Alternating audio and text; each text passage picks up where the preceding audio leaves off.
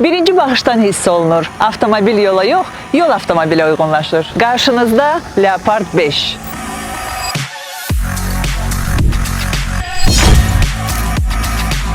Arxada ehtiyat təkər, sərt cizgilər və aqressiv görünüş.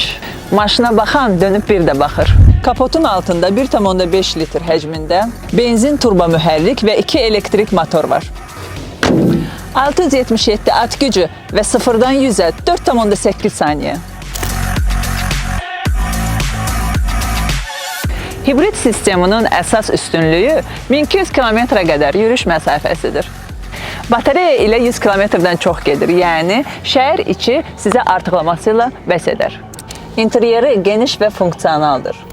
Avtomobil deviyalət audio sistemi ilə təchiz olunub. Sürücü qarşısında rəqəmsal panel, ortada böyük funksional ekran, fiziki düymələr qalıb, çünki rahatlıqdan imtina etməyiblər.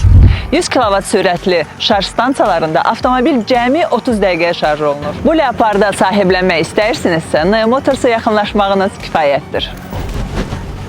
Əsasda ki, səyahət zamanı bu avtomobil sənin yaxşı yol yoldaşın olacaq.